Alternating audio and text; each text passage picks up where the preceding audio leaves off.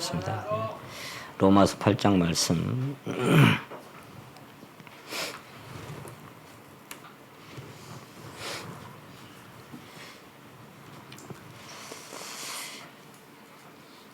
지난번에는 28절부터 읽었는데요. 오늘은 26절부터 30절까지를 읽겠습니다. 로마서 8장 26절로 30절까지 말씀입니다. 이와 같이 성령도 우리 연약함을 도우시나니 우리가 마땅히 빌 바를 알지 못하나 오직 성령이 말할 수 없는 탄식으로 우리를 위하여 친히 간구하시느니라. 마음을 감찰하시는 이가 성령의 생각을 아시나니 이는 성령이 하나님의 뜻대로 성도를 위하여 간구하심이니라. 우리가 알거니와 하나님을 사랑하는 자 곧 그 뜻대로 부르심을 입은 자들에게는 모든 것이 합력하여 선을 이루느니라. 하나님이 미리 아신 자들로 또한 그 아들의 형상을 본받게 하기 위하여 미리 정하셨으니 이는 그로 많은 형제 중에서 맏아들이 되게 하려 하심이니라. 또 미리 정하신 그들을 또한 부르시고 부르신 그들을 또한 의롭다 하시고 의롭다 하신 그들을 또한 영화롭게 하셨느니라. 아멘. 지난번 제가 말씀드릴 때는 같은 말씀으로 영화롭게라는 주제를 가지고 함께 말씀을 나눴습니다. 이 앞부분을 말씀을 많이 이렇게 마음에 주셨는데 그 앞부분을 말씀을 못 드려서 오늘 이어서 이렇게 이 제목으로 모든 것이 합력하여라는 주제를 가지고 말씀을 선포하게 하셨습니다. 모든 것을 협력하여가 아니라 합력하여입니다. 합력하여 하나님께서 선을 이루 가신다. 그렇게 말씀을 하셨습니다. 이 사도 바울이 본문 말씀에서 하나님을 사랑하는 자, 곧 그 뜻대로 부르심을 입은 자들의 신앙 여정에 대해서 말씀하고 있는 것 같습니다. 성경은 이제 전심으로 나를 찾고 찾으면 나를 만날 것이다. 이렇게 말씀하신 부분도 있고, 또 구하면 주실 것이다. 찾으면 찾을 것이다. 문을 두드리면 열릴 것이다. 또 하나님을 가까이 하라. 그리하면 너희를 가까이 하시리라. 이런 말씀들이 기록된 것을 우리가 알고 있습니다. 그러나 사실인즉슨 하나님께서 나를 먼저 아시고 창세전에 그리스도 안에서 예정하시고 택하여 구원하시고 은혜로 인도해 주셨다. 그게 맞습니다. 그래서 에베소 1장 보시게 되면은 찬송하리로다 그렇게 이제 시작을 해서 3절에 그렇게 말씀하셨죠. 택하시고 뜻대로 예정하시고 그리스도 안에서 하나님이 자기 아들들이 되게 하셨더라. 창세 전부터 택하시고 예정하시고 그리고 모든 일을 그 마음의 원대로 역사하신 자의 그 뜻을 따라 우리가 예정함을 입었다. 그러니까 우리 뜻대로 하나님을 찾은 것이 아니라 하나님의 뜻 안에서 우리를 찾아주신 겁니다. 우리는 하나님이 우리를 찾아달라고 요구한 적도 없고 우리를 사랑해달라고 요구한 적도 없습니다. 하나님께서 일방적으로 그리스도 안에서 택하시고 일방적으로 우리를 미리 아시고 부르신 그것이 하나님의 전능자의 뜻이셨습니다. 그래서 갈라디아서 1장 15절에 보시면은 사도 바울은 내 어머니의 태로부터 나를 택정하시고 은혜로 나를 부르시니가 이렇게 말씀하셨어요. 어머니의 태 속에서부터 택정을 하시고 때가 되니까 다메섹 도상에서 사울아 사울아 하고 불러주신 하나님. 예레미야도 예레미야 1장 4절에서 내가 너를 복중에 짓기 전에 알았고 네가 태에서 나오기 전에 내가 너를 구별하였다. 잉태하기도 전에 뱃속에 정자와 난자가 만나서 수정란이 되기도 전에 내가 너를 알았고 너를 택했고 내가 너를 구별하였다. 그러니까 전적으로 하나님의 주권입니다. 모든 선진들이 다 마찬가지예요. 선진들이 하나님을 택한 적이 없어요. 하나님께서 그들을 택하여 부르시고 그 뜻대로 이끄시고 사용하셨어요. 그래서 갈라디아 1장 6절에 보시면 그리스도의 은혜로 너희를 부르신 이를 이렇게 말씀하고 있습니다. 뭘로 불렀느냐? 어떤 행함으로 부른 게 아니라 우리가 뭘 잘하고 잘못한 그것을 따라서 우리를 불러주신 게 아니라 은혜로 부르신 이를 그랬어요. 그냥 긍휼과 사랑과 은혜로 불러주셨기 때문에 그 긍휼의 우산 안에 우리가 들어간 것밖에 없는 것입니다. 사도 바울이나 선진들이나 우리 모두가 하나님의 뜻 안에서 은혜로 부르신 것을 성경은 계속 말씀하고 있습니다. 은혜로 부르신 자들. 다윗도 주께서 나의 모태에서 나를 조직하시고 나를 지으심이 신묘막측하심이라. 내 형기기 하나도 이루기 전에 주의 책에 다 기록이 되었습니다. 내 날이 시작되기도 전에, 내 형기를 이루기도 전에 하나님의 책에 이미 기록되었고 그가 어떻게 살아갈 줄도 하나님은 아셨던 것입니다. 그렇게 하나님을 불러주셨습니다. 사도 바울은 그래서 로마서 1장 6절에는 너희도 그들 중에 있어 예수 그리스도의 것으로 부르심을 입은 자니라. 은혜로 불러주신 분이 그 은혜로 우리를 이렇게 사신 거예요. 불러주셔서 예수 그리스도의 것으로, 그래서 우리가 주님이라고 주님을 부르고 섬깁니다. 은혜로 불러주시고 구원받은 후에도 역시 은혜로 인도하시기 때문에 성경은 은혜 위에 은혜라고 그렇게 말씀하셨습니다. 처음부터 범죄하고 하나님 곁을 멀리 떠나서 마음으로 원수가 되는 인생들을 아담아 하고 불렀죠. 하나님을 잃어버린 그 아담을 잃어버린 하나님, 그 사이에서 누가 먼저 불렀습니까? 아담아라고 하나님 먼저 부르시고, 그리고 그가 벌거벗고 부끄러워서 그 수치 때문에 하나님 앞에 나아가지 못할 때 또 일방적으로 지난 말씀드린 것처럼 하나님 먼저 그 가죽옷을 지어서 하나님의 일방적으로 입혀주시고 하나님과 동행하게 하셨던 것입니다.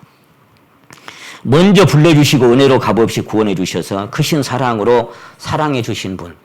그래서 우리는 그냥 처음부터 은혜와 긍휼 안에 갇혀서 그분의 은혜 안에 살 수밖에 없는 그런 존재들인 것을 성경은 계속 말씀하고 있습니다. 아브라함을 부르시고 수많은 선진들을 부르신 하나님께서 모세야 사울아 부르신 것처럼 저와 여러분을 불렀어요. 창세 전부터 여러분 아시고, 그래서 히브리서 3장 1절에 보시면 함께 하늘의 부르심을 입은 거룩한 형제들아. 이 세상에 어떤 왕이나 대통령이나 수상이 불러준 게 아니라 함께 하늘의 부르심을 입은, 하늘에서 불렀고 하나님이 불러주신 그 부르심 때문에 우리가 주님 앞에 나왔던 사람들인 것입니다. 그래서 요한복음 15장 16절에는 제자들한테 주님 말씀하셨죠. 이것은 우리에게도 해당되는 말씀입니다마는 너희가 나를 택한 것이 아니요 내가 너희를 택하여 세웠나니. 제자 중에 한 사람도 내가 무슨 스펙을 가지고 뭐 공부해가지고 하나님 제가 여기 있습니다. 나 이 정도면 됩니까? 이런 사람 한 사람도 없어요. 그런 사람 있을 수도 없고 그런 하나님은 무용지물이에요. 만일에 성경을 많이 알고 성경의 지식이 풍성한 사람을 하나님이 택하시려면 그 당시 얼마나 좋아요. 바리새인과 서기관들 태어나서 그냥 계속해서 성경 암송하고 공부하고 사는 사람들인데 그런 사람 불러쓰시면 얼마나 쓰기 좋겠어요. 근데 그냥 일자 무식들 어떻게 보면 비린내 나는 저 시골 촌놈들 갈릴리 어부들 이런 사람들을 불러가지고 그냥 하나님이 불러서 쓰시는 거예요. 한 사람도 그 중에 이 말씀처럼 너희가 나를 택한 것이 아니라 내가 너희를 택하여 세웠다고 말씀하셨습니다. 일방적인 것입니다.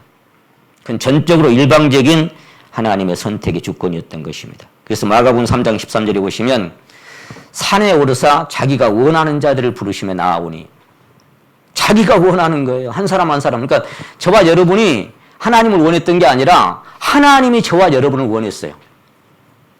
참 그 생각하면요. 아휴, 어떻게 나 같은 것을 하나님이 원하셨을까? 어떻게 나 같은 것을 지명하여 불렀을까? 내가 너를 지명하여 불렀나니 너는 내 것이라 그랬죠. 지명했다 그 말은 1대1로 딱딱 불렀어요. 너 무엇이가 너는 내 것이야. 그렇게 지명하여 불렀어요. 그것도 세상에서 그 멋지고 잘나고 스펙이 뛰어난 자들을 제껴두시고 하필이면 고린도서 1장 말씀하신 것처럼 미련한 것들을 택하시고 이 가릴 택자를 써서 택하다 그러는데요. 이게 원뜻에 보시게 되면은 헬라어나 이 히브리어에 보게 되면 그렇게 돼 있어요. 선택하다 그 말이 여러 중에서 골라내다 뽑아내다 선정하다 그런 얘기예요. 그 많은 사람들 중에 그 스펙이 뛰어나고 그 훌륭한 사람 멋진 사람 많은 다 제껴두고 하필이면은 세상에서 아이고 미련한 자들 이 저 같은 인생 약한 자들 천한 자들 멸시받는 자들 없는 자들 이런 인생들을 불러. 너. 그러니까 만일에 여러분이 나는 스펙이 뛰어나고 나는 그래도 하나님 앞에 좀 쓸만한 인생이다. 그렇게 생각하신다면 오해입니다. 100%. 그런 인생들은 안 불렀어요, 원래. 하나님 앞에 불러진 모든 사람들은 세상에서 미련한 자들과 약한 자들과 천한 자들과 멸시받는 자들과 없는 자들입니다. 그러니까 그런 인생이었기 때문에 하나님이 부르신 거예요. 왜? 아무것도 없는 자들이기 때문에 하나님이 전적으로 자기의 모든 것이 되고 하나님에게 올인하게 하기 위해서. 그 다음에 그렇게 불러주신 이유 중에 하나를 뭐라고 말씀하셨냐면 아무 육체라도 자랑하지 못하게 하려 하십니다. 아무 육체라도 자랑하지, 어떤 인생이든지 간에 하나님 모실 때는 그 자랑할 수 있는 것이 아무것도 없는 거예요. 하나님 앞에 쓸만한 것이 없는 거예요. 하나님 앞에 자랑하지 못하게, 어떤 육체든 마찬가지다. 왜? 하나님 중심을 보시니까. 자랑하는 자는 주 안에서 자랑하라 함과 같으니라. 자랑하는 자는 주님 앞세워서 평생 동안 주님만 자랑하고 살아가. 주님만. 일평생 동안. 주님의 그 크신 은혜만을 세상에 널리 전하리라. 주님의 그 크신 은혜만 세상에 자랑하고, 강단에 서는 자도 여러분도 마찬가지로 오직 주님만 자랑하고 주님만 내세우고 그렇게 살다가 가게 하려고 없는 자들을 불러주셨던 것입니다. 왜 불렀습니까? 왜 부르셨을까요? 답은 딱 하나예요.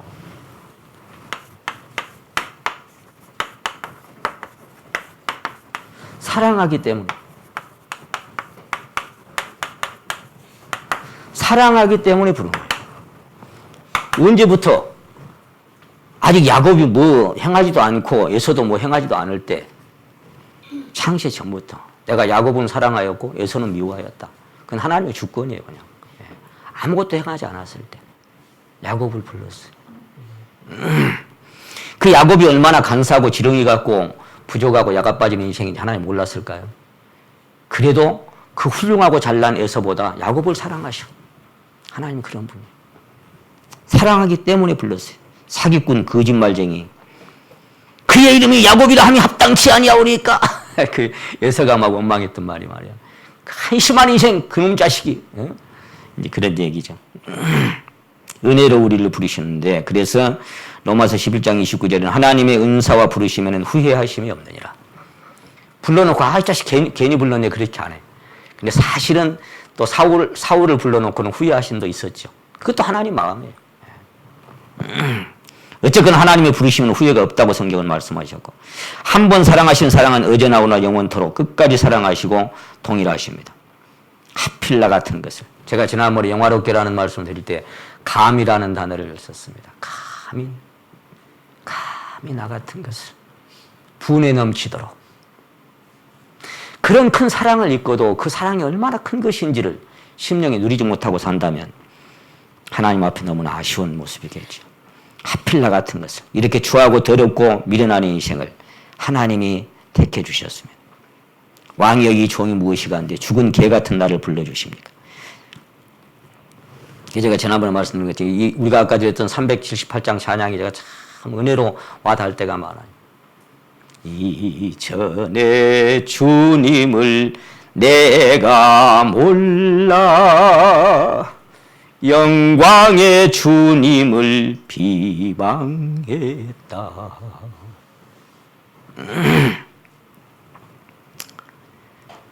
영광의 주님을 몰라봤을 때 저도 하나님 같은 소리 하고 자빠졌네, 제가 그랬어요. 하나님 있는 사람한테. 하나님 데리고 와봐 자식아, 하나님하고 맞짱 한번 떠볼까? 막 그렇게 그 건방지고 오만하고 그런 인생으로 살았던 저였습니다. 지극한 그 은혜 내게 넘쳐. 돌아보니까요, 날 불러주시니 고마워하라. 시건방지고 야가 빠지고 아무짝에도 쓸모없는 인생을, 지렁이 같은 인생을 하나님이 일방적으로 불러주셨습니다. 그래서 우리가 온 것 같지만 시편 65편 3절 말씀처럼 주께서 택하시고 가까이 오게 하사 주의 뜰에 거하게 하신 자는 복이 있나이다. 우리가 주의 집 곧 주의 성전에서 주의 아름다움으로 만족하겠나이다. 주께서 먼저 택하시고 가까이 오게 하시고 주의 뜰에 거하게 하시고, 그래서 그 아름다움 안에 살아가신 성도들, 그것이 하나님이 불러주신 사람들의 위치입니다. 그게 지난번에 말씀드렸던 영화롭게라고 하는 그 안에 포함된 위치들입니다. 주께서 그렇게 은혜로 택하여 주시고 불러주시고 그래서 그 사랑으로 하나님을 사랑하신 성도들의 삶은 자 오늘 부제목으로 제가 모든 것이 합력하여 그 다음에 선을 이루느니라 이렇게 이제 말씀을 부제목을 달았습니다. 선을 이 말씀 이대로 따서 이게 무슨 말씀일까요? 어떤 의미일까요? 하나님이 사랑하시기 때문에 불러줬고 그리고 그 사랑을 마음에 깨닫고 나니까 어떻게 돼요? 사랑하는 자들이 된 거예요. 하나님을 사랑하는 자들, 하나님의 사랑하시고 하나님의 사랑하는 자들.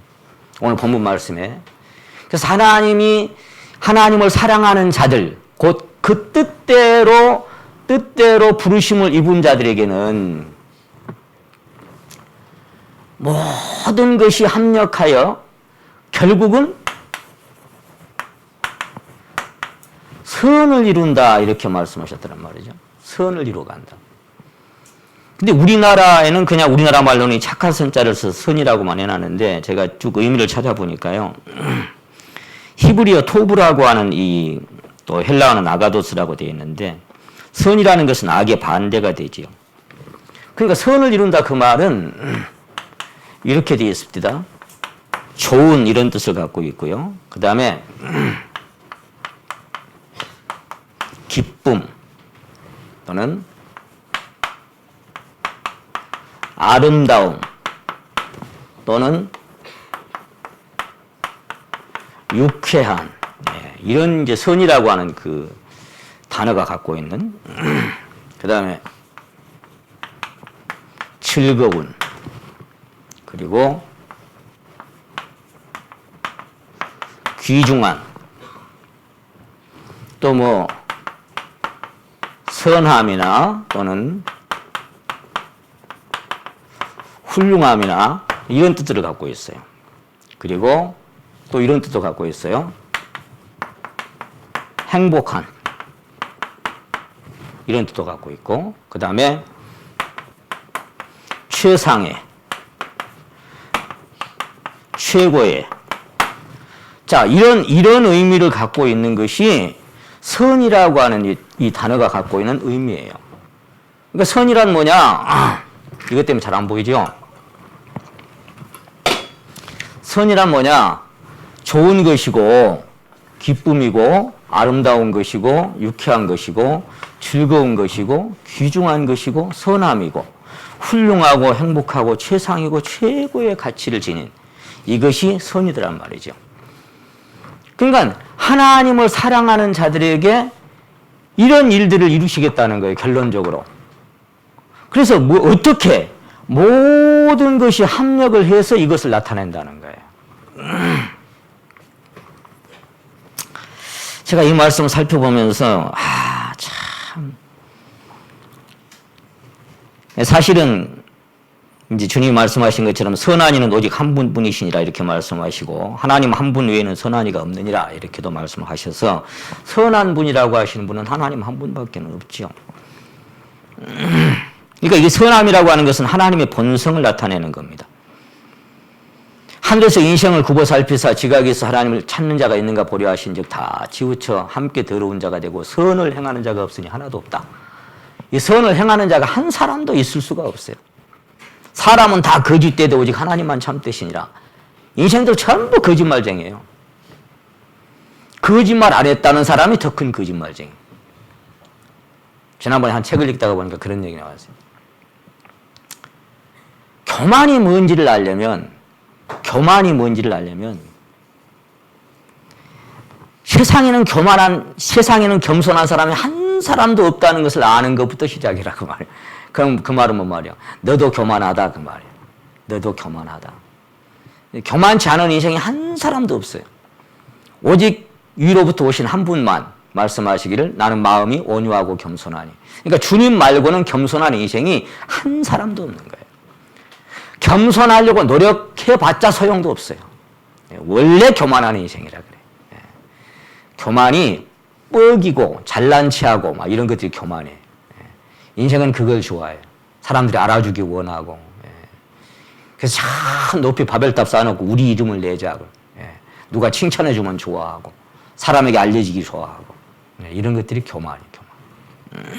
한 분밖에 없어요. 근데 그 선하심을 맛보아 알지라 그랬죠. 사도 바울은 구원받으지 뭐 오랜 이후에도 그렇게 얘기했잖아요. 내 속과 내 육신에 선한 것이 거하지 아니하는 것을 내가 안다. 구원받은 오랜 이후에도 내 속과 내 육신에 선한 것이 없더라. 그렇게 자백했어요. 여러분 있던가요? 여러분 속에? 주님의 선이 거하지 않으면 찾아낼 것이 하나도 없어요. 구원받은 오랜 이후에도 사도 바울은 자백하기를 그런 거예요. 나는 찾아보니까 내 속, 내 육신에 선한 것이 하나도 없어. 있는 채 사는 것뿐이죠. 근데 그 하나님의 선하심이 그 다윗의 그 마지막 자백을 보면은 기름을 머리 위에 바르시는 주님 평생의 선하심과 인자함 따르리니 선한 목자. 이분이 선한 목자예요. 오 나의 목자여 생수가 넘치는 곳 날 인도. 그게 뭐예요? 모든 것을 합력해서 그곳으로 나를 이끌어 가신다는 거예요. 결국은 모든 것을 합력해서 나의 평생의 선하심과 인자하심이 정녕 나를 따르. 나의 선함이 아니라 부추한 나 같은 인생에게 주님의 선함이 따라와서 계속 나를 그 긍휼하심과 인자하심이 일평생토록 나를 따라다니는 거예요. 그게 주님이셔. 얼마나 황송하고 생각할 때마다 얼마나 죄송스럽고 그것이 주님의 사랑이에요. 그래서 오직 위로부터 온 것은 긍휼과 선한 열매가 가득하고 선한 것이 선한 이는 한 사람도 없다고 하는데 선한 열매를 성경은 얘기해. 그러니까 주님으로 인하여 맺혀진 열매가 아니면 이 열매를 전혀 맺을 수가 없죠. 그러므로 하나님께서 그 뜻대로 택하시고 은혜로 부르신 자들의 삶은 그의 삶의 여정이 어떻게 흘러가든지 마침내는 그 삶을 통해서 하나님의 원하시는 선을 이루실 것이다. 이것이 오늘 이 본문 말씀입니다. 사실은 여기 기록된 그 성령에 관한 말씀처럼 우리는 사실 기도를 하지만 뭔 기도를 어떻게 해야 될지도 모를 때가 많아요. 그의 뜻대로 무엇이든지 구하면 들으시자 그러는데 그의 뜻대로 구하는 것이 뭔지 우리 분별합니까? 잘 안 돼요. 그의 뜻대로 뭘 구하는, 이게 병을 낫게 해달라고 기도하는 것이 하나님의 뜻인지 아니면 죄가게 해달라고 기도하는 것이 뜻인지 이러면 사업이 잘 되려 아니면 실패하는 것이 뜻인지 내가 알 게 뭐예요. 근데 그걸 모르지만은 우리는 모르지만 하나님은 하나님의 뜻대로 성령께서 우리를 위하여 친히 간구하고 계셔. 친히 계속해서. 요놈이 좀 연약하게 병마 중에 질고 중에 고통 중에 그것이 위기라면 그것을 통해서 선을 이루시려면은 그렇게 하실 것이고 또 건강하고 잘 나가기 위해서 선이 이루어진다면 또 그렇게 하실 것이고 그러니까 우리가 뭘 구할지 모르지만 하나님의 성령은 하나님의 뜻대로 우리를 위해서 계속해서 간구하고 그것이 성령도 우리의 연약함을 도우신다는 거예요. 뭘로? 그 기도로. 나는 뭘 어떻게 해야 될지도 모르겠지만 계속 저도 엎드리면 그럴 때가 주여 내가 뭘 어떻게 기도해야 될지도 모를 때가 많아요. 계속 저도 기도를 배우고 있는 중입니다. 그냥 진실하게 구하는 것밖에 없죠. 있는 그대로. 근데 성령께서 우리의 연약함을 도우셔. 계속 우리를 위해서 기도하고 계셔. 중보자가 계셔. 지금도 아버지 앞에서 계속 기도하고 계셔. 자, 이런 사람들에게 모든 것이 합력하여 선을 이룬다 그러는데 이 모든 것이 합력하여라고 하는 이 말이 이렇게 되어 있어요. 모든 일이 합력하여 이렇게 되어 있고요. 그 다음에 이렇게 되어 있어요. 모든 일이 이렇게 되어 있어요. 서로 작용하여 이렇게 되어 있어요. 선을 나타낼 것이다. 모든 일이 서로 작용하여. 자, 너는 모든 것이 뭐라고 되어 있냐? 모든 것이 이렇게 되어 있어요. 함께 작용하여 선을 나타낼 것이다. 그리고는 모든 일이 합력하여 결국에는 유익하게 된다는 것입니다. 그 말이에요. 그러니까 이 선이라는 게 아까 유익이잖아요. 유익. 하나님은 손해보지 않고 유익을 얻으시는데 우리가 만나는 모든 일들을 통해서 모든 것을 통해서 함께 그것이 서로 작용을 해서 하나님의 선을 나타내는 것이다. 그 말이에요. 모든 것이 함께 작용하여 선을 이룬다는 것을 우리가 압니다. 모든 일이 합력하여 결국에는 유익하게 된다는 것을 우리가 알고 있습니다. 이렇게 되어 있어요. 자, 모든 것이 합력하여, 모든 일이 합력하여, 모든 일이 서로 작용하여, 모든 것이 함께 작용하여. 그러니까 이 말씀은 성도가 걷는 신앙 여정에서 만나고 겪게 되는 모든 희로애락, 만고풍상을 통해서 마침내는 하나님께서 선을 나타낼 것이다. 그 말이에요. 누구한테? 하나님을 사랑하는 자들에게, 이런 사람들에게 이런 일들을 나타낸다. 그 말이에요. 하나님을 사랑하는 자들에게, 하나님의 뜻대로 부르심을 입은 자들에게, 하나님이 미리 아시고 미리 정하신 자들에게, 하나님의 사랑하시는 자 안에서 예정하시고 부르시고 의롭다 하시고 영화롭게 하신 자들에게 하나님은 이 선을 나타낼 것이다. 그런 얘기예요. 그러니까 하나님께서 허락하신 모든 일들을 인하여 마침내 하나님의 선을 이루신다는 것인데, 그것이 성공이든 실패든 평안이든 환난이든 건강이든 질병이든 하나님의 선을 이루시기 위해서 허락하신 것들이다. 그 말이에요.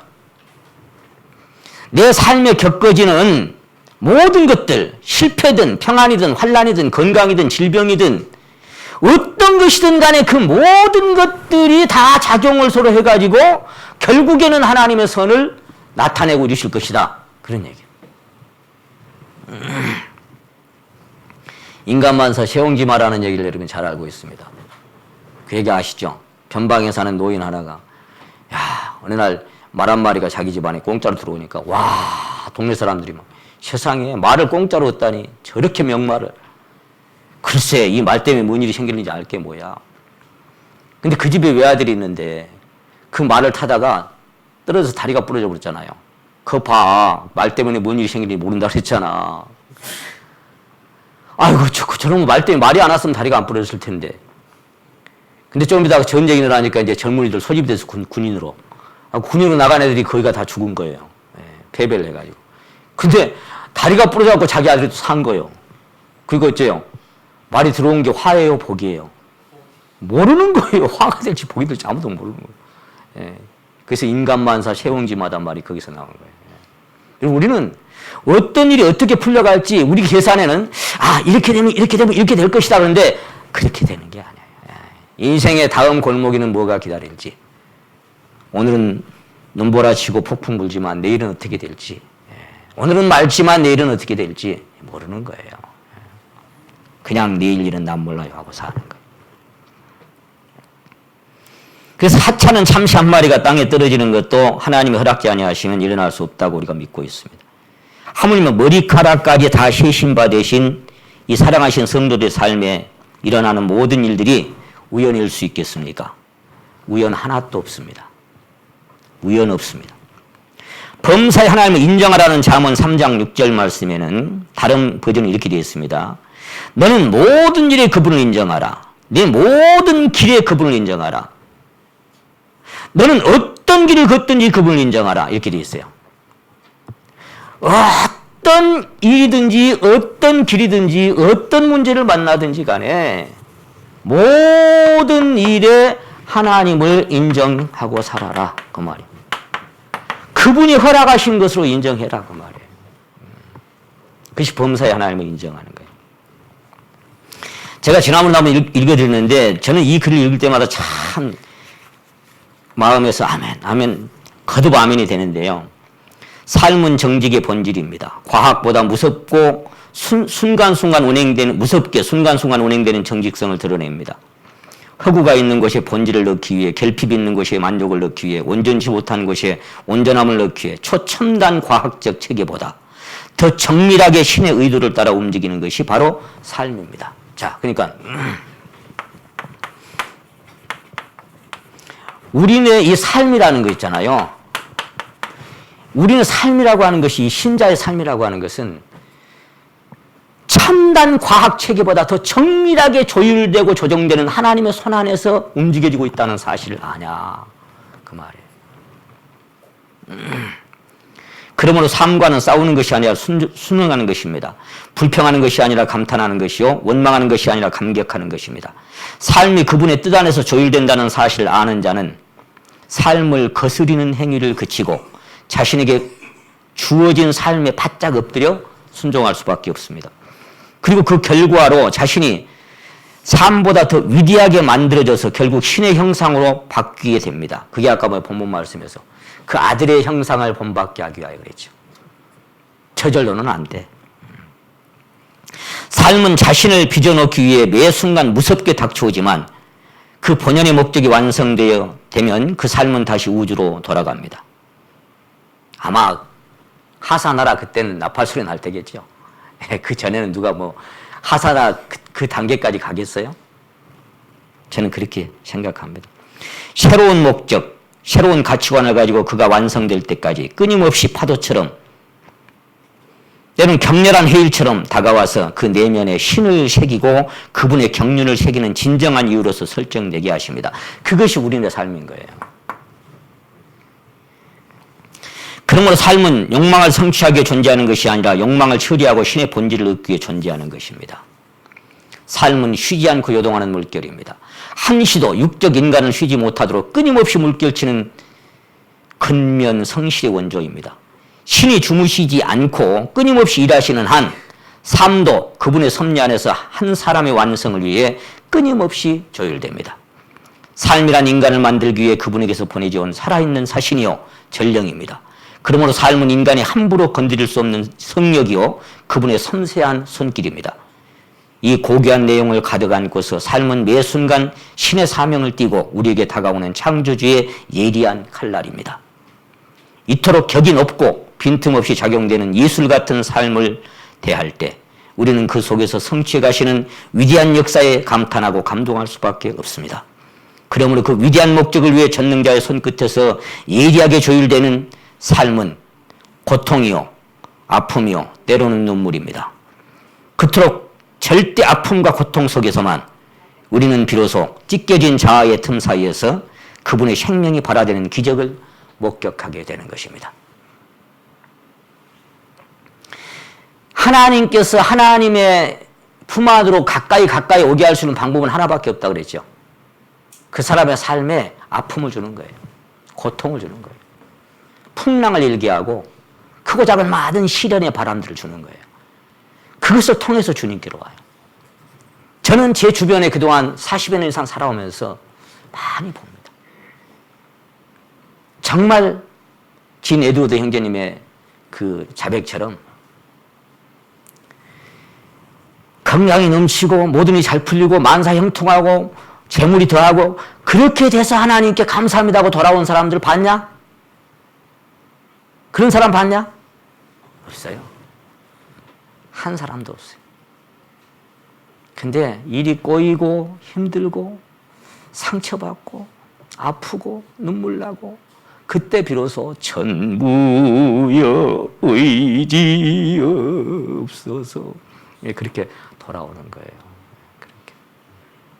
불순종한 내 모습은 생각지도 않고서 괴로울 땐 세상만을 원망하며 살았네.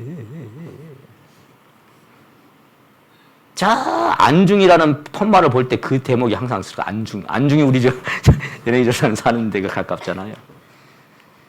우리 주님 아픈 가슴 안중에도 없었으니 먼 길 떠나가는 발길 무겁고 괴로웠네. 그럴 때 주님하고 부르는 거예요. 그럴 때. 그렇지 않으면 인생이라고 하는 이 자체가 진짜 간사해요. 조금은 숨통이 트이잖아요. 다른 거 찾아요. 조금 숨통 트이면 바로 주님 멀리합니다. 그 성경은 가난하게 될까 봐서 걱정하는 말씀은 잠언 30장 한 군데밖에 안 나온다니까. 홍해가 가나안의 도적질하고 하나님을 모른다. 여호와가 누구냐? 그것이 두렵다. 그게 한 군데 나와. 근데 부자 될까 봐 걱정한 말씀은 수두룩벅적이에요. 왜 그래요? 왜? 모든 게 형통하면 인간 마음은 자동적으로 주님을 멀려요.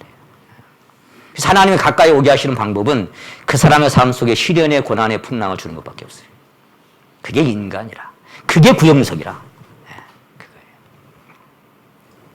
그래서 이 격이 높고 빈틈없이 작용되는 예술 같은 삶을 대할 때 그것을 성취해 가시는 하나님 앞에서 그러니까 이 전능자의 손끝에서 예리하게 조율되는 삶은 고통이요, 아픔이요, 눈물입니다. 그토록 절대 아픔과 고통 속에서만 우리는 비로소 찢겨진 자아의 틈 사이에서 그분의 생명이 발화되는 기적을 목격하게 될 것입니다. 내 자아가 죽어 없어질 정도의 뼈아픈 삶의 눈물 골짜기를 통과하면서 불순물이 제거되는 고통의 과정을 거친 자만이 그 성결한 생명의 본성에 참여하는 영광을 볼 것입니다. 이렇지 않고 거기에 이르게 하면 참 좋은데 인간이라고 하는 것이 그렇게 안 되더라고 말이에요. 그래서 범사에 하나님을 인정할 수밖에 없는 인생들인데 오늘 본문 말씀에서 하나님을 사랑하는 자, 그 뜻대로 부르심을 입은 자들에게 그랬어요. 다시 말하면 누구에게 누구를 통해서 하나님의 선이 나타난다는 것입니까? 어떤 이들의 삶 속에 마침내 하나님의 선이 이루어진다고 말씀하시는 것입니까? 누구를 통해서? 하나님을 사랑하는 자들. 이런 사람들의 삶이 이렇게 조율되고 있다는 거예요. 하나님과 관계없는 사람들은 말고.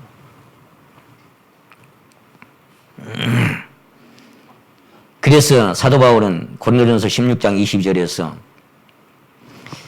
만일 누구든지 하나님을 사랑치 아니하거든 저주를 받을지어다. 감히 한번 여쭤봅시다. 마음으로 대답해 보세요. 파스칼이 얘기한 것처럼 하나님께 감사하는 단계에서 사랑하는 단계까지의 거리가 꽤 되더라. 그렇게 했던 것처럼 누구든지 하나님을 사랑하지 아니하거든 저주를 받을지어다. 교회 와 있다고 하나님 사랑하는 겁니까? 교회 앉아 계신 거 하나님 사랑됩니까? 하나님 사랑하지 아니하거든 저주를 받아라. 근데 반면에 에베소 6장 24절에는 우리 주 예수 그리스도를 변함없이 사랑하는 모든 자에게는 은혜가 있을지어다. 변함없이 사랑도 사랑인데 변함없이 사랑하는 모든 자에게 은혜가 왜 변함없이라고 말씀하실까요? 주께서 우리를 사랑하시는 사랑이 변함이 없기 때문에 그런 거예요. 기뻐하며 경배하세 영광의 주 하나님 주 앞에서 우리 마음 피어나는 꽃 같아 죄와 슬픔 사라지고 의심 구름 거치니 그 다음 뭐라고 나와요?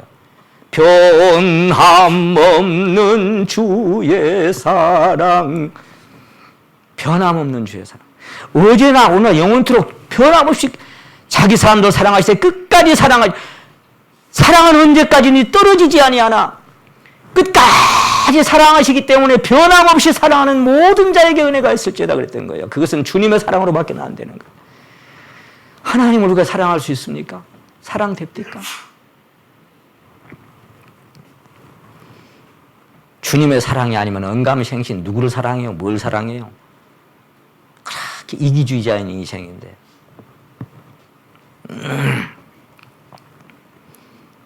그래서 여러분 하나님께서 자기를 사랑하는 모든 자들을 위하여 예비하신 모든 것들은 이게 고린도전서 말씀인데요.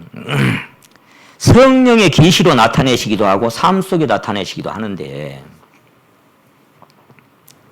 그래서 하나님을 사랑하는 자들에게 허락하신 것들은 때로는 시련과 고난으로 아픔과 고통으로 때로는 슬픔과 눈물로 경험하게 됩니다. 그들이 마음이 아프고 눈물이 나든 고통이든 육체의 질고이든 간에 결과로 하나님께서는 사랑하는 자들이 허락하신 것이 선을 이루시게 한 하나님의 조율하시는 삶이더라 그 말이에요. 그 징계라도 마찬가지죠. 뭘 잘못 징계가 왔다고 할지라도 뭐예요? 낙심하지 말아라. 주께서 그 사랑하시는 자를 징계하시나니. 아무나 징계받아요. 내가 사랑하는 자를 책망하노니. 사랑 안 하면 책망할 것도 없고 징계할 것도 없죠. 사랑하니까 책망하고 사랑하니까 징계하고 사랑하니까 일도 꼬이고 사랑하니까 때로는 내 원대로 안 되고 사랑하니까 자꾸 일이 틀어지고 사랑하니까 내 삶에 고통도 있고 아픔도 있고 눈물도 있는 거예요. 사랑하시기 때문에 그렇게 하시는 거예요. 사랑하는 자들이. 그걸 어떻게 우리가 믿겠어요? 하나님의 마음이 아니면. 엊그제 한 성도님이 어저께구나 톡을 보내왔는데 그런 톡을 보내. 자식 때문에 자녀 때문에 막 힘들어하는 자녀가 너무너무 아파. 마음도 아프고 육도 아파서 참 아파서 삶을 이어가지 못할 정도로 아파. 그런 분의 엄마예요. 뭐라고 톡이 왔냐면은 이 녀석은 어디 가서도 환영받을 수 없는 녀석인지라 나라도 받아주려고요. 그렇게 왔어요. 아무도 환영해주지 않고 누구도 반겨주지 않은 녀석인지라 나라도 환영해줘야죠. 나라도 반겨줘야죠. 나라도 안아주려고요. 그럴 수밖에 없잖아요. 그래서 제가 그렇게 보냈습니다. 아멘, 자매님. 그것이 주님이 우리를 향하신 사랑입니다.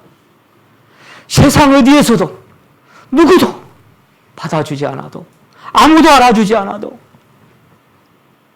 주님은 나를 사랑하십니다. 그거 아십니까? 주님이 나를 사랑하십니다. 모두가 저놈 죽일 놈이라고 손가락질해도 지은 죄를 돌아보니 부끄럽고 괴로워 자나깨나 마음에 화평 없을 때 그럴 때도 있죠. 주님 고개를 못 들겠고 부끄럽고 주한 죄인 용납하여 품에 안아주시고 깨끗한 맘 주시리가 누굴까? 주 예수, 주 예수, 주 예수밖에 누가 있으랴. 슬퍼 낙심될 때에 그때 다가와서 평안히 길을 갈 땐 보이지 않아도 지치고 곤하여 넘어질 때면 다가와 손 내미시네. 그게 주님이시네. 일어나라, 가자. 그래도 일어나야지. 그게 우리 주님이시네. 그 찬송가 첫 절에 보면 그런 대목이 나와요. 나의 등 뒤에서 나를 도우시는 주 나의 인생 길에서 지치고 곤하여 그 다음 뭐라고 나와요? 매일처럼 주저앉고 싶을 때 그렇게 나오죠.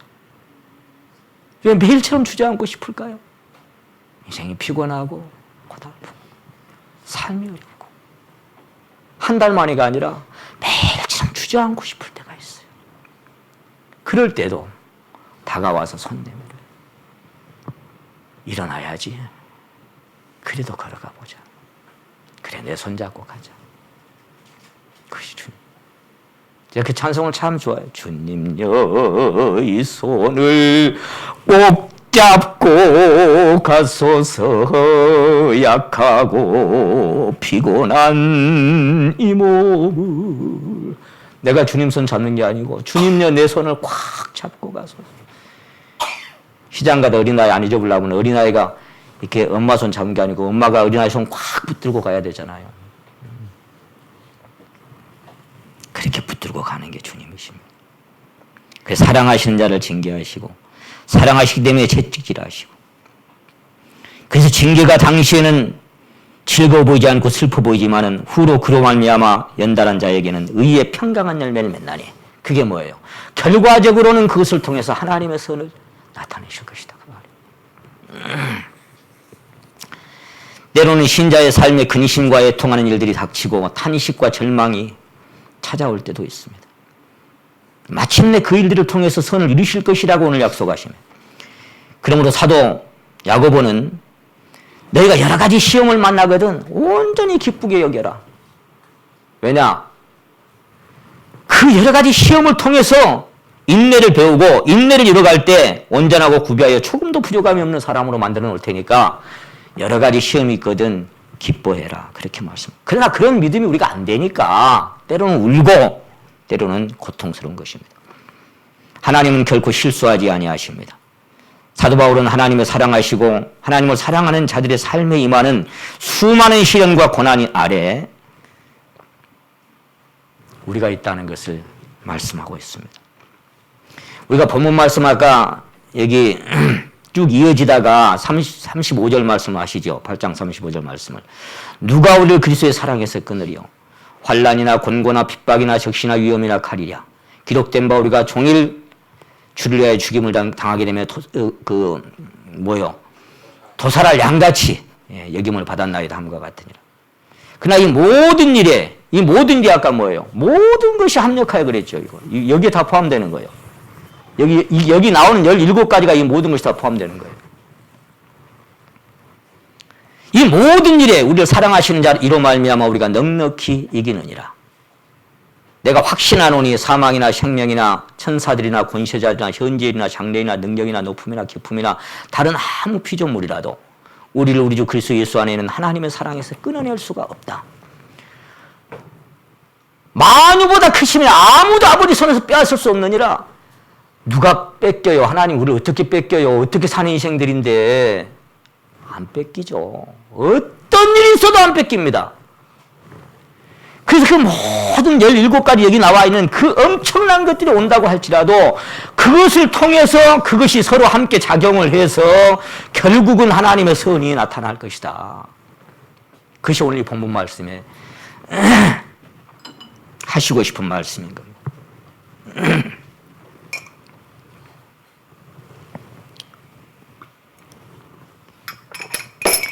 하나님은 실수하지 아니하십니다.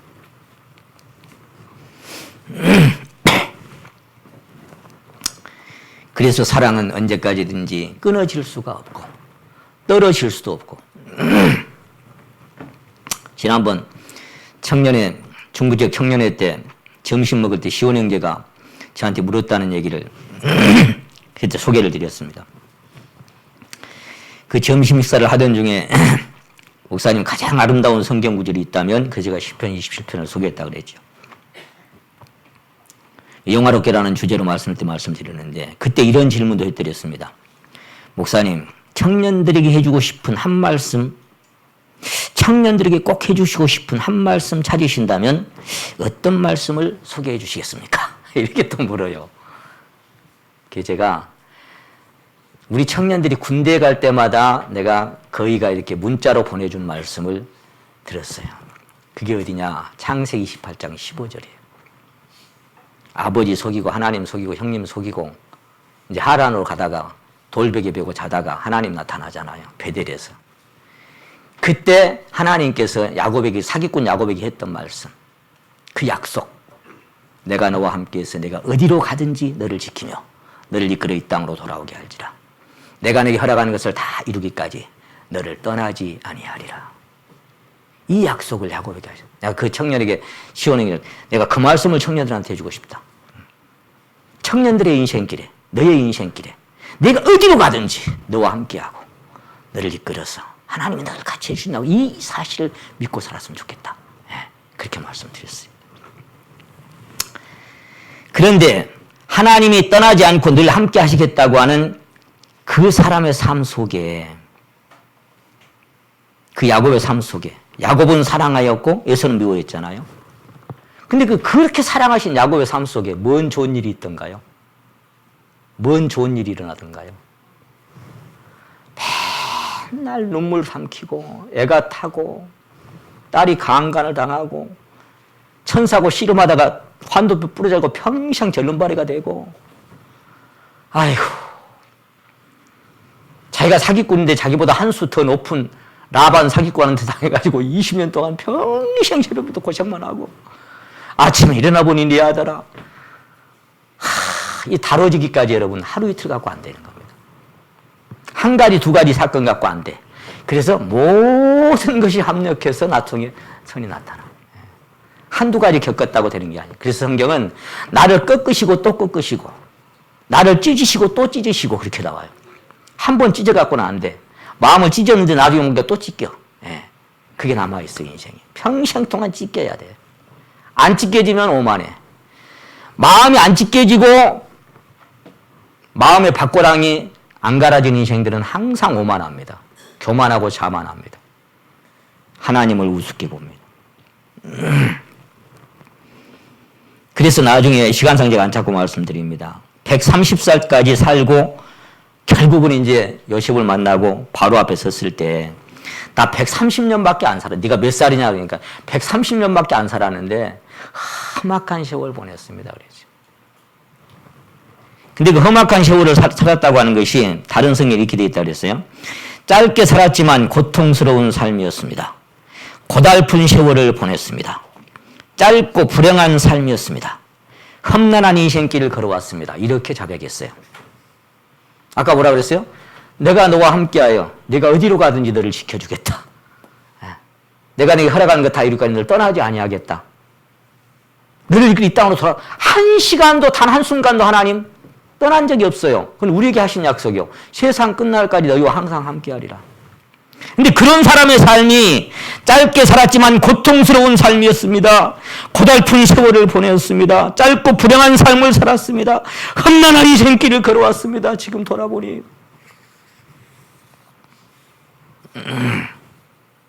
너 왜 쩔름거리냐 그러면 할 말이 더 많았을 건데 몇 살이냐 그것만 묻기 다행이지.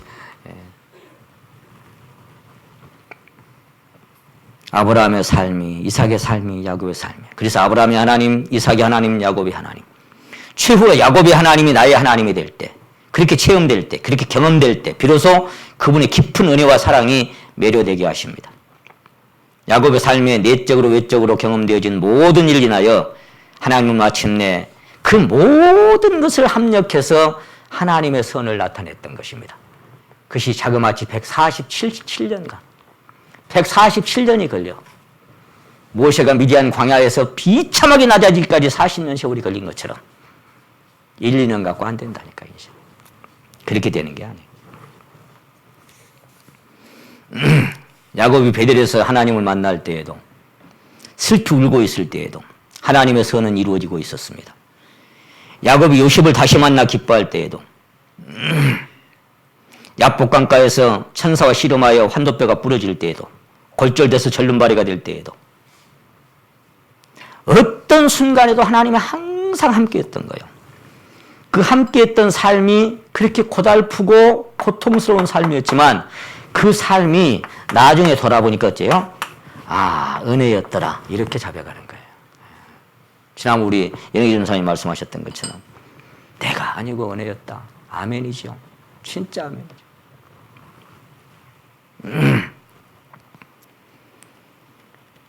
그래서 우리가 찬양을 드립니다. 지금까지 지내온 것 주의 크신 은혜라. 이 은혜라는 찬양이 참 좋은 찬양이 있어요. 배우려고 적어갖고 배워보는데 잘 안 되는 찬양이 있어요. 손경민이 작사 작곡했던 그 은혜라는 찬양이 있는데요. 제가 한번 읽어드릴게요. 못 불러도. 내가 누려왔던 모든 것들이, 내가 지나왔던 모든 시간이, 내가 걸어왔던 모든 순간이 당연한 것 아니라 은혜였어. 아침 해가 뜨고 저녁 노을, 봄의 꽃향기와 가을의 열매, 변하는 계절의 모든 순간이 당연한 것 아니라 은혜였어. 모든 것이 은혜, 은혜, 은혜, 한없는 은혜. 내 삶에 당연한 건 하나도 없었던 것을 모든 것이 은혜, 은혜였어. 내가 이 땅에 태어나 사는 것, 어린아이 시절과 지금까지 숨을 쉬며 살며 꿈을 꾸는 삶, 당연한 것 아니라 은혜였어. 내가 하나님의 자녀로 살며 오늘 찬양하고 예배하는 삶, 복음을 전할 수 있는 축복이 당연한 것 아니라 은혜였어. 모든 것이 은혜, 은혜, 은혜, 한없는 은혜. 내 삶에 당연한 건 하나도 없었던 것을 모든 것이 은혜, 은혜였어. 이 찬양을 배워보려고 제가 몇 번 따라해봤는데 참 어렵더라고요. 당연한 게 하나도 없었어요. 살아온 세월 보니까 다 우리네 인생의 삶 하나님의 은혜였어요. 그래서 이것이 우리 심령에 올 때 비로소 Be joyful, always, free, continually 이게 이루어지는 거예요. 항상 기뻐하라. 쉬지 말고 기도하라. 범사에 감사. 항상이라는 게 이루어집니다. 항상. 왜? 돌아보니 눈물 날 때도 은혜였고 아플 때도 은혜였고 모든 것이 은혜였더라. 그걸 깨달을 때. 그래서 우리가 찬양을 드립니다. 내가 지금 사는 것 주님의 크신 은혜요. 주를 믿게 된 것은 더욱 크신 은혜라. 넘치는 주의 사랑, 놀라운 주의 은혜. 이게 하나님의 손길이에요. 우리 살아왔던 삶의 전체가. 여러분, 다윗이 골리앗을 때려눕힐 때에도, 사울에게 쫓기고 있을 때에도, 압살롬의 군대에 쫓겨갈 때에도 그에게 뭐가 이루어지고 있어요? 그 모든 것이 합력하여 하나님의 선이 이루어지고 있었던 거예요. 그 모든 것이 하나님이 허락하신 삶. 그가 살인하고 간음하고 죄를 범하고 시편 51편을 기록하고 있을 때에도, 눈물로 하나님 앞에 사백하고 있을 때에도 그 모든 것을 통해서 하나님의 선이 이루어지고 있었던 거예요. 눈물로 침상을 띄울 때에도, 하루 7번씩 하나님을 찬양하며 감사할 때에도 여전히 그 일들을 통해서 하나님의 선이 성취되고 있었던 것입니다. 그게 오늘 본문 말씀이에요. 하나님을 얼마나 사랑했어요, 그가. 나의 힘이 되신 여호와여 내가 주를 사랑하나이다. 그 다윗의 자백이. 그 사랑하는 자에게 하나님께서 베푸신 게 뭐예요? 그 모든 일생의 전체적인 삶을 통해서 그 모든 것이 합력해서 하나님의 선이 이루어지고 있었던 것입니다. 그러므로 주님은 제자들이 그랬죠. 요한복음 9장에서. 소경이 나오는데 사람은 알고 싶은 게 그거예요. 뭐 때문에 저 사람은 저렇대요? 뭐 때문에 원인을 자꾸 찾아, 원인을. 저 사람이 소경된 게 누구 죄래요? 부모의 죄요? 저 사람 죄요? 누구 죄요? 이렇게 주님 물었잖아요. 야, 자기 죄도 아니고 부모의 죄도 아니고. 그에게서 하나님의 하신 일들을 나타내게 하시려고 소경된 거야. 그거 알아? 주님의 대답은 영딴판이었습니다. 왜 이렇고 왜 저렇고 이게 아니고, 어떤 사람이 어떤 문제가 있을 때는 그런 문제를 통해서 반드시 그 모든 것들이 다 작용하고 합력을 해서 결과적으로는 하나님의 선이 나타날 것이라고 하는 이 믿음, 이걸 가지고 우리가 살아가는 겁니다.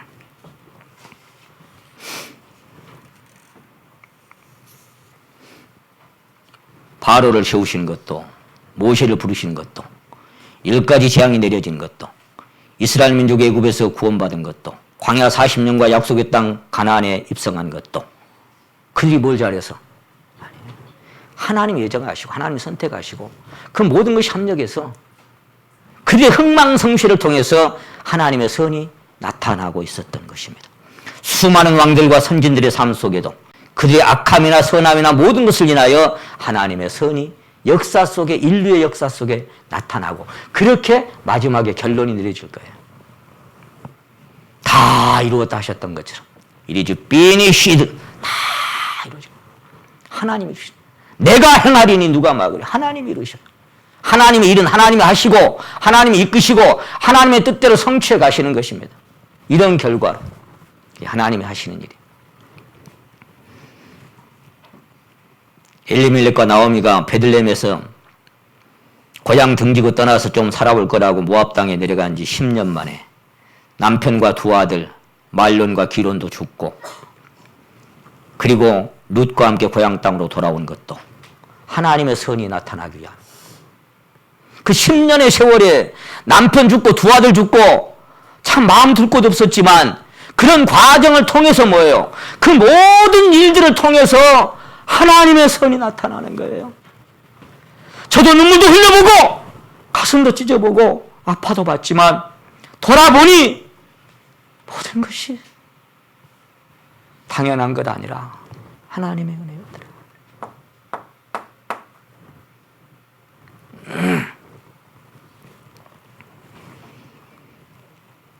그래서 룻이, 제가 지난번에 룻 길렀는데 딱 와서 닿는 말씀이 그 말씀이었어요. 룻이 이제 벌이 타작할 때잖아요. 뭘 시험이하고 뭐 이제 빈털터로 돌아왔으니 하나님의 손을 나를 치셨다고, 하나님이 나를 비어 돌아오게 하셨다고 돌아오는 인생이 뭐 먹을 게 뭐 있어야지. 그러니까 시어머니가 먹고 살라니까 보리 이삭이라 주스를 가잖아요. 보리 벨 때니까. 근데 보리 이삭을 남의 추수한 뒤에 가서 하나씩 이렇게 주워 담는데 뭐 말씀이 말씀이 딱 가슴에 오냐면은 우연히 보아스의 밭에 이르렀더라. 우연일까요? 그게 우연이었을까요? 우연히 보아스의 밭에 이르렀더라. 그리고 보아스를 만나서 거기서 다윗의 아버지가 나오죠. 오벳을 태어나게 하는 이방 여인으로서 예수님의 거룩한 족보에 기록된 그런 영광을 그가 얻었습니다. 우연히 보아스의 밭에 이르렀더라. 그게 우연일까요? 그래요. 그 모든 것이 한 발짝 한 발짝 사람이 마음으로 자기의 길을 계획할지라도 그 걸음을 인도하시는 이는 우연히 보아스의 밭에 그 걷는 발자국 한 걸음 한 걸음은 하나님의 손 아래에 있었다. 그 모든 것이 합력하여 요셉이 꿈을 꾼 것도, 형들에게 팔려서 애굽으로 간 것도, 누명을 쓰고 감옥으로 간 것도, 총리 대신이 된 것도 7년, 6년, 풍년 예비하신 하나님의 손길이었고, 그러니까 그 과정을 통해서 하나님이 하시고 싶은 일을 하시는 거예요. 아이고 내가 왜 이렇게 형들한테 비참하게 동굴 속에 빠져갖고, 하나님의 손길. 그래서 우리는 그냥 기다려. 주님의 뜻을 이루소서 고요한 중에 기다리니. 그 기다림이라는 게 참 때론 지루하죠. 진흙과 같은 날 빚으사 주님의 형상 만드소서. 주님, 때로는 기다립니다. 주님이 알아서 하십시오. 주권자의 손에 맡겨드리고.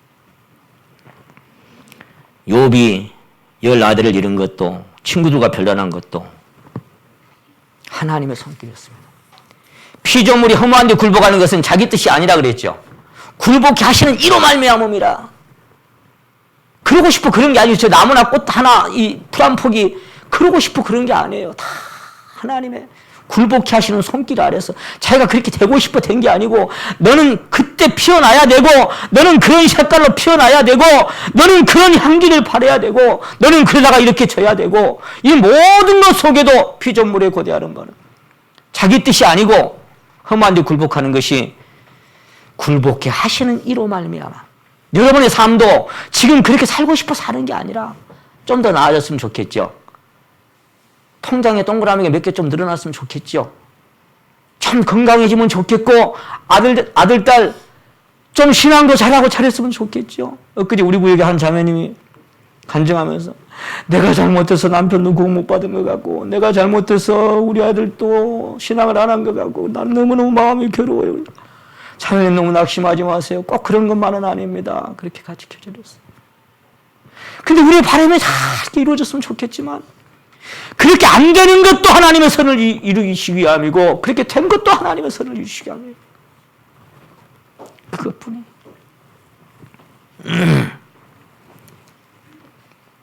우리가 여기서 오해하지 말아야 할 것은, 하나님께서 자기를 사랑하는 자들에게 모든 것이 합력하여 선을 이루실 것이라는 의미가 마지막에 가서 모든 일이 잘 풀려서 해피엔딩으로 네 인생이 끝날 것이다, 그런 얘기는 아닙니다. 오해하지 마세요. 네가 네 삶의 결국은 해피엔딩으로 욥처럼 인내하는 자에게 나중에 하나님 복을 더해줬잖아. 그런 것처럼 그건 그 사람에게 또 해당되는 얘기고, 모든 사람에게 그런 결론은 나지는 않아요. 그렇게 해피엔딩으로 끝난다 그런 얘기가 아니에요. 왜 하나님은, 지난번에 우리 연예기 전사님도 은혜롭게 말씀 전해주셔서 감사합니다만, 다니엘의 세 친구에 대한 말, 사드락과 메삭과 아벤노고, 저는 그 말씀을 들으면서 그런 생각을 했어요. 왜 하나님은 다니엘의 세 친구는 사드락과 메삭과 아벳느고는 극렬히 타는 풀무불에서 건져주시고 훗날 초대교회 로마 원형 경기장에서 불에 태워서 화형당한 수많은 성도들이 불타고 있을 때는 왜 지켜보고만 있었을까? 그 생각이 들었어요. 그렇잖아요. 왜 다니엘의 세 친구는 그 강렬히 타는 풀무불에서 천사 보내갖고 지켜주는데 왜 초대교회 수많은 사람들이 원형 경기장에서 불타 죽을 때는 왜 하나님 보고만 계셨을까요? 그러니까 다니엘이 거기서 살아나온 것도 원형 경기장에서 그 사람들이 불타 죽는 것도 그 모든 것이 인류 속에 하나님의 선함이 이루어지고 있는 거예요. 그것이 그것뿐이에요. 왜 하나님은 저 사자굴 속에 다니엘은 그 굶주린 사자한테서 지켜주고 건져주고 그 후에 원형 경기장에서 굶주린 사자들에게 성도들이 풀려졌잖아요. 수많은 사람들이 구경거리로. 그 사자들이 그냥 뼈다귀째 깨스러 먹었다라고 그 역사 속에 쓰여 있어요. 얼마나 배가 고팠더니 며칠 굶겨놓으니까 뼈다귀째 아스러 먹어버린 거예요. 성도들을. 그 수많은 사람들을. 왜 다니엘은 거기서 건져주고 그 사람들이 거기서 죽어갈 때는 왜 쳐다보고만 있어. 사자 입을 좀 막아주지. 다니엘이 사자에서 건져진 것도 원형 경기장에서 사자밥에 찢겨 죽은 것도 그 모든 것이 합력해서 하나님의 선이 나타나는 거예요. 그것이 하나님 뜻이 그것뿐이에요. 더구나 성경은 계시록 6장 9절에 그런 말씀이 있습니다. 세상 끝날까지 더 많은 순교자들이 나올 것을 말씀하셨어요. 이제 좀 그만 피 흘리게 하면 안 돼, 하나님이? 하나님의 말씀과 복음 때문에 죽어갔던 수많은 순교자들이 제단 아래서 막 큰 소리를 외치는 거예요. 대주제시여 땅 위에는 우리를 죽였던 저것들의 피를 죽여서 피 흘려서 죽여서 우리의 피를 신원하지 아니할 언제까지 우리 보고 기다리라고 막 큰 소리를 외치잖아요. 그때 주님이 뭐라고 말씀하셨어요? 흰옷을 한 벌씩 주면서 그랬지요. 너희 동무들도 너희 형제들도 똑같이 죽임을 당해서 그 동무 형제들도 똑같이 죽임을 당해가지고 그 수가 차기까지 좀 기다려라 그랬어요. 그럼 뭔 얘기요? 그만 막아주시지. 그렇게 많이 죽었는데 그 수가 차야 된대. 누가 정한 거예요 도대체? 누가? 그 수가 차기까지 좀 기다려. 아직은 더 죽어야 돼 그 말이잖아요. 그럼 안 죽게 좀 해주면 안 돼? 이제 좀 그만 피 흘리게? 근데 뭘 또 기다리라 그 숫자가 찰 때까지. 왜 그런 숫자를 정해놔 하나님이? 그러니까 우리가 퍼즐 게임 하지 말자고요. 하나님은 이러면 이러고 저러면 저렇고 그렇게 되는 게 아니에요. 예측할 수도 없고 우리는 그래서 고린도서 2장에 있는 거예요. 하나님이 하나님을 사랑하는 자들에게 위하여 예비하신 것은 사람이 눈으로 보지도 못하였고 귀로 듣지도 못하였고 마음으로 생각지도 못한 그런 일들이 일어나는 거예요. 마음으로 생각지도 못한 예상치 못한 일들이 빵빵 터져. 그래서 우리는 그냥 내 은혜가 내게 족하니라. 그때 해결되지 않았지만 주여 감사합니다. 그렇게 사는 거예요. 저희 동무와 종들도 형제들도 너희처럼 죽임을 받아서 그 수가 차기까지 기다리자. 여러분 그래서 하나님은 원하는 자로 말미암도 아니고 다른 받기를 하는 자로 말미암도 아니고 오직 긍휼히 여기시는 하나님밖에 없습니다. 사랑하는 사람들을 위해서 예비된 모든 것들 합력하여 선을 이루신다는 것은 결코 그 모든 일들이 다 잘 풀려서 결과적으로 해피엔딩으로 끝날 것이다 그런 뜻이 아니라는 것. 그것만은 아니라는 것. 그것을 꼭 기억하시고 내게 어떤 문제가 있든지 내가 지금 어떤 상황에 처했든지 오늘 내게 말씀하시는 거예요. 그게 해결되고 어떤 것이 더 나아지고 그때 가서 내 은혜가 내게 족한 게 아니라 오늘 이 순간 내 은혜가 내게 족하다 할 때 아멘 주여 내일 일은 난 모릅니다. 오늘 그냥 감사합니다. 그렇게 살다가 하나님이 또 뭘 허락하실지 모르지만 그렇게 살다가 그냥 인생길 가는 겁니다. 오늘 본문 말씀 오늘 읽고 그 다음에 성찬 예식 말씀 읽겠습니다. 로마서 8장 25절 말씀 우리가 알거니와 하나님을 사랑하는 자, 곧 그 뜻대로 부르심을 입은 자들에게는 모든 것이 합력하여 선을 이루느니라. 아멘. 모든 것이 다 하나님의 허락하심 아래서 하나님의 선을 이루시기 위해서 우리 삶에 이런저런 일들이 있다는 것을 우리가 받아들이고 그렇게 하나님을 인정해드리고 늘 주님 앙망하면서 잠잠히 그분 뜻을 바라보면서 살아가셨으면 좋겠습니다. 고린도전서